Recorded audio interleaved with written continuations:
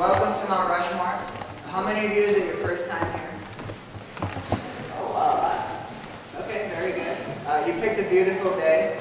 There are some days that aren't so beautiful. Here a couple weeks ago, if you would have walked down those Avenue of Flags and got to the Grandview Terrace and looked up at Mount Rushmore, guess what you would have seen? Nothing. Yeah, that was fun. So be thankful that you have a beautiful day today. And welcome to the studio. This is a 15-minute talk. I'll talk for 15 minutes. I'm going to talk about the Sculptor, but most importantly, I'm going to talk about the 400 workers. The 400 workers who 500 feet above us for 14 years from 1927 to 1941 worked on Mount Rushmore. Give me a show of hands. How many of you have ever had a hard day's work in your life? Okay, we should all raise our hands, right? We've all probably had a hard day's work, go home and are very tired. I consider my job very tough, talking to thousands of people every day, running up and down these stairs. Some days I go home and I'm exhausted. But then I think about the 400 men who every day worked up there in the job that they had to do, and I reconsider my hard day's work. So that's what I'm going to talk about today. But we got to begin somewhere. And where I'm going to begin today is with the Sculptor. And does anybody know the Sculptor's name here at Mount Rushmore? Yeah, Borglum, right? Kind of a strange name, Gutzon Borglum. Here's a picture of Mr. Borglum over here. And in just about every single picture you see of Mr. Borglum, he's dressed like that. He's got the fedora, he's got the nice dress pants on and the dress shoes.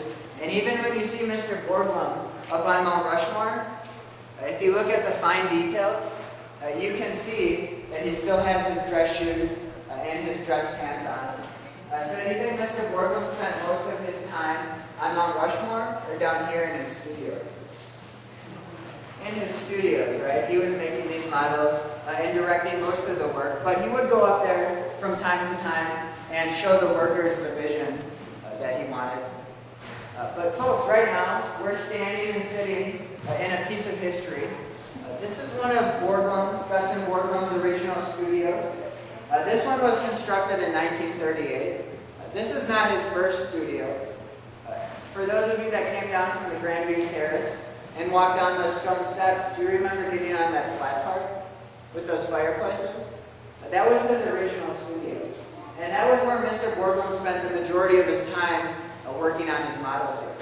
But as this project continued on in the 30s, thousands and thousands of people were coming every summer, and sometimes hundreds of people every day. Now, if you're an artist and you're trying to work on your model, and you have hundreds of visitors coming up and constantly asking you questions, do you think those two mix very well? No, and it actually got to the point where Mr. Borglum had to have this one built to get away from that visitor center up there. So 1938, this studio got built, and if you folks were to walk through those exact doors in 1938, 1939, you may have seen Mr. Borglum himself working on this exact model.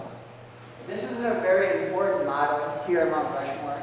This is his 9th and final version.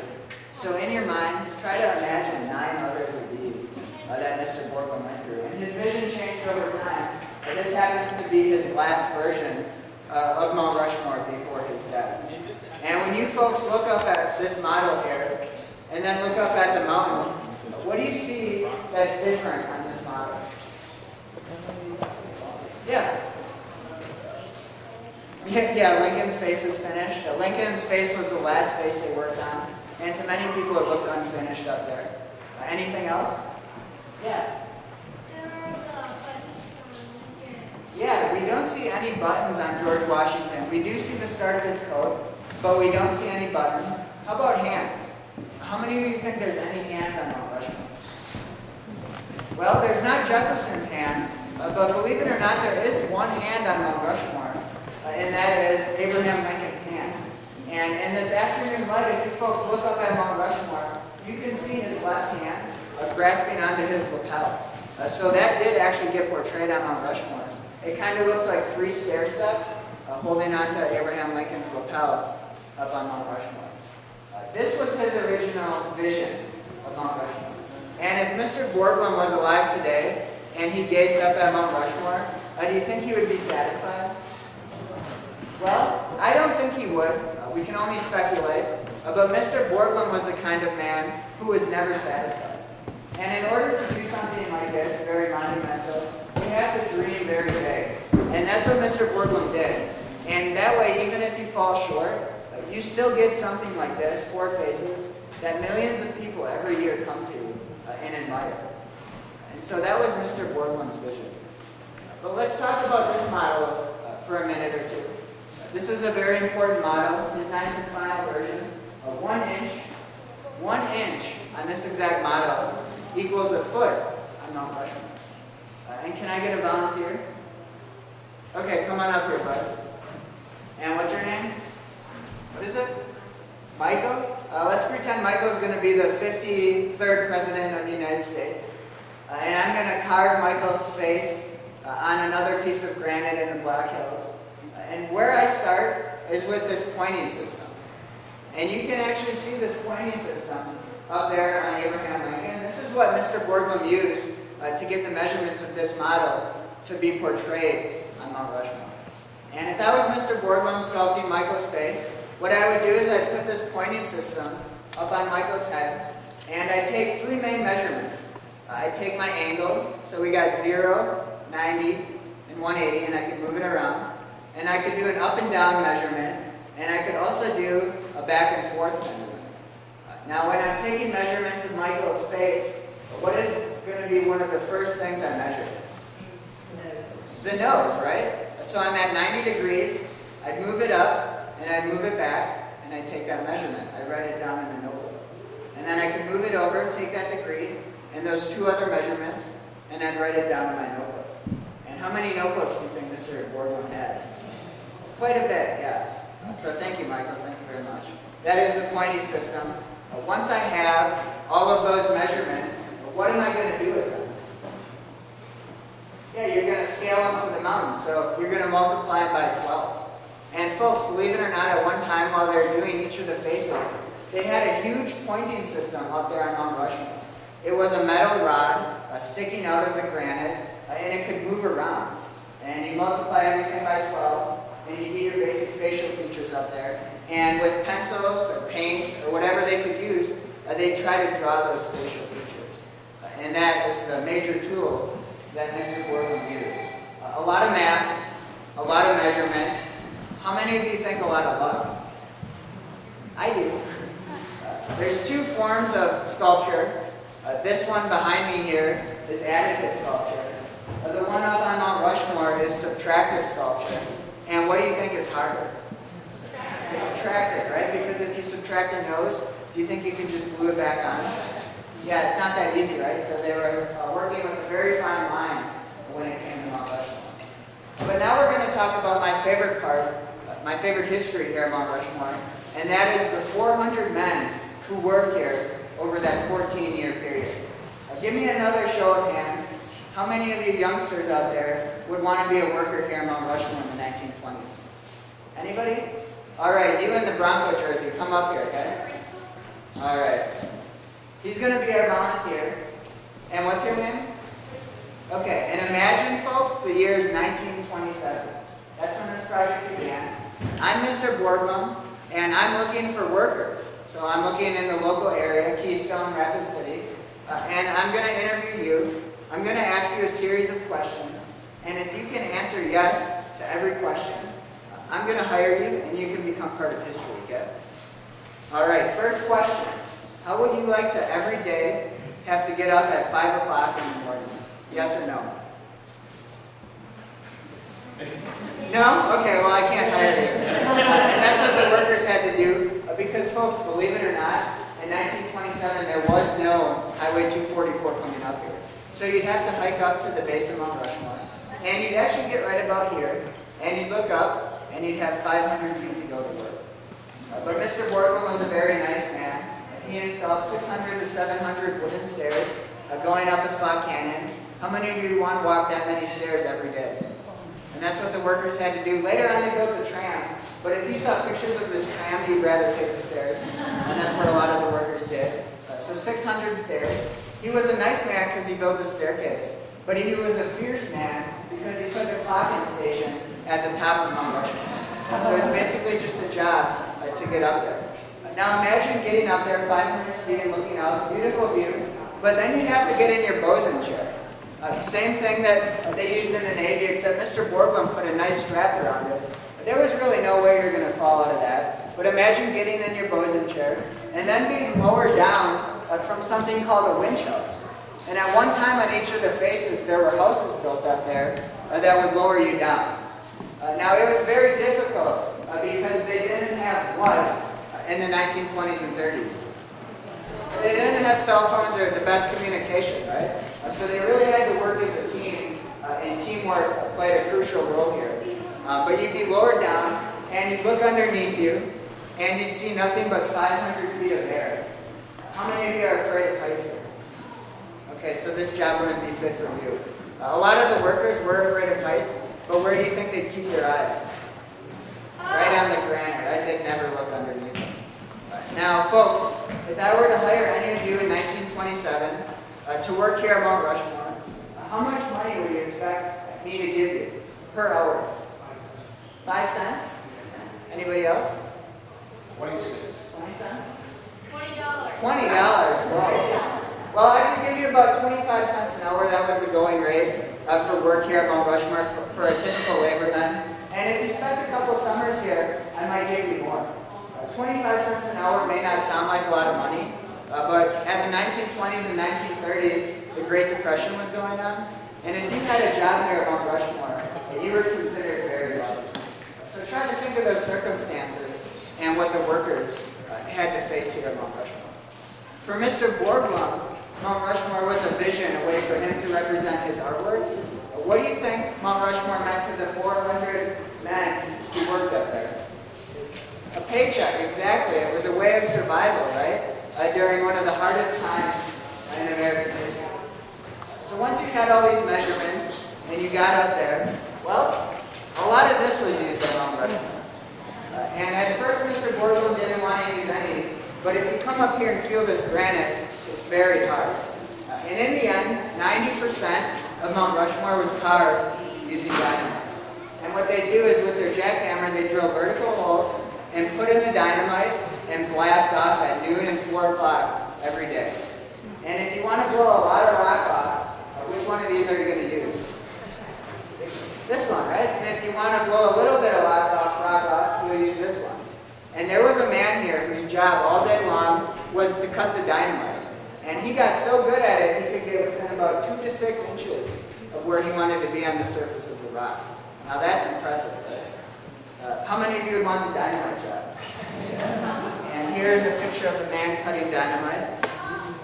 And you better be very careful. If you were in too hot of conditions, the nitroglycerin could soak through the paper. And if you handled that, it could give you severe headaches. So this man had a very important job here, but also a very dangerous job. Now folks, do you think you're going to stick dynamite into a mountain, blow off rock, and magically have 4 faces appear? No, it's not that easy, right? And that's where the other 10% comes in. The 10% that actually made the faces appear. And pictures speak 1,000 words. So this was a construction of George Washington's face. And you can see they blew off all that rock with dynamite, and then they started doing the fine detail work with the air compressed tools. So right now I'm going to start talking about those air compressed tools that they use here. And one of the main air compressed tools that they used at Mount Rushmore was the jackhammer. Can I get a volunteer, because I'm not strong enough to hold this up? All right, you come up here, sir. He looks much stronger than me, so go ahead and hold this jackhammer up. Okay, so they'd hang in their chairs and they'd go down with their 40-pound jackhammer. Hanging in the chair. Hanging in the chair or on scaffolding. And once you get closer to the faces, do you think you have to use this vertically or horizontally? All right, try holding it horizontally. Like this. Can you do that? Can you imagine? Yeah, now go back and forth. But not even the workers could do that all day long. So they devised a way to make it easier on themselves. What they would do is they'd cut holes above them in the granite and tie chains through those holes. And the chains were actually what held the jackhammer up. But this work went on in the rain, in the heat, close to 100 degrees, and sometimes in the snow. Can you imagine? Oh, there goes the jackhammer. Thank you very much. Good fire. And what their job was here at Mount Rushmore, the jackhammer, was to form this. And I heard one of you talking about this before. Anybody know what this is called? Honeycombing. Honeycombing. And at one time on Mount Rushmore, each of the faces looked like this. But this was just a temporary step, just a way to get closer to the faces without having to use dynamite, so it was very precise. But do we see this up there today? No, so the workers had to get rid of it. And the best way to get rid of it is for 8 to 10 hours a day, with chisel in hand and hammer in hand. You go here and you break it away. And you break it away, it basically snap like a saltine cracker and just break off. And that's what they had to do. I have a before and after of the honeycomb process. This is the before, and up top is the after.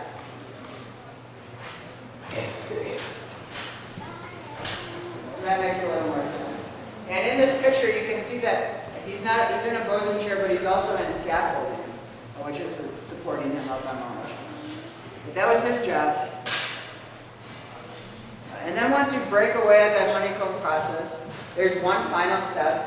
How many of you think Mount Rushmore, the faces appear smooth? Yeah, they actually do. And the tool that made that happen was this one right here. This is the bumper tool.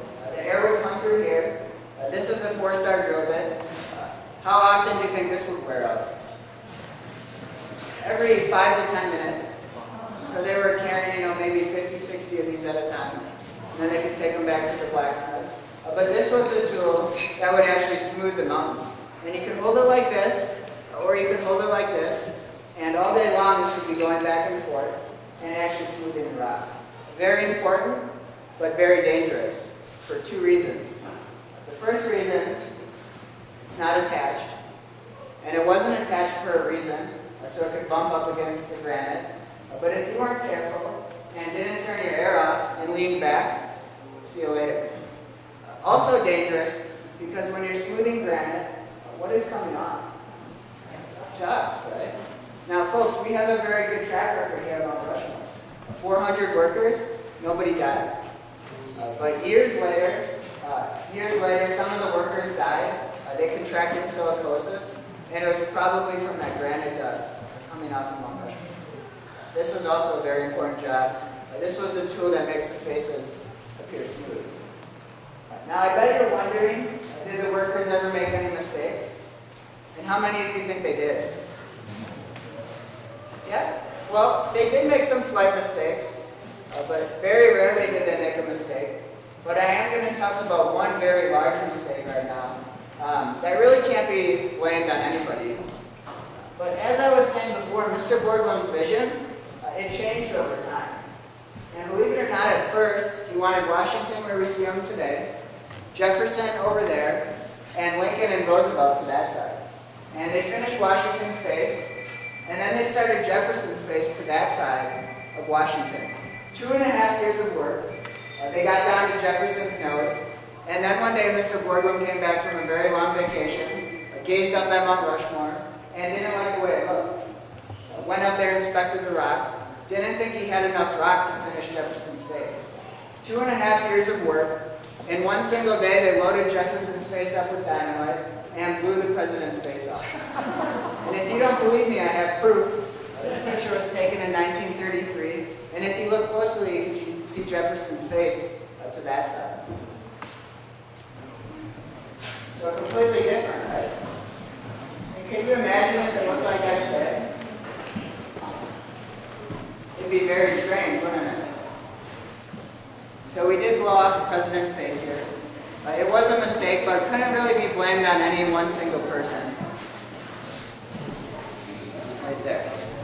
So it started in 1927, ended October 31st, 1941, after Mr. Borglum's death. So Gutzon Borglum didn't get to see the completion of his work. But on that Halloween, 1941, Lincoln Borglum and the final workers, the final crew here at Mount Rushmore, clocked out, carried all their equipment down, and since that time, this mountain has basically been returned to the way it was before 1927. Except now, there's 4 faces on Mount Rushmore, and millions of people every year come to visit.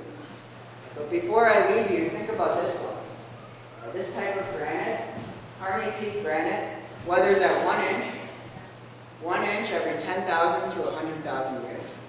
So do you think it's going away in my lifetime? Or your lifetime? The odds are against it.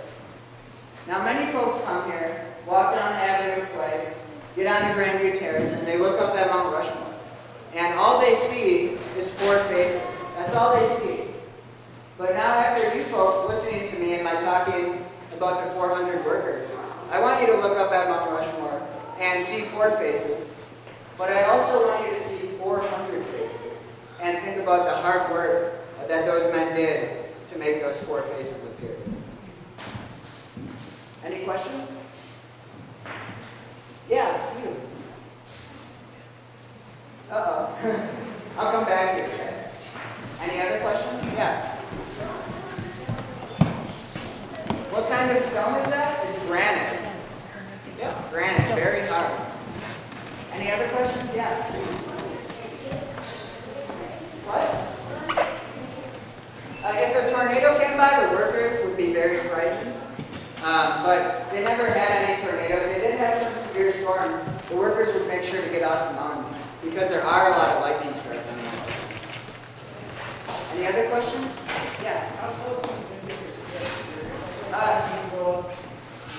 Well, if you had special permission a long time ago, you might be able to go up with somebody special. But now today, the closest visitors can get is a presidential tour. Yep. Okay, folks, thank you very much.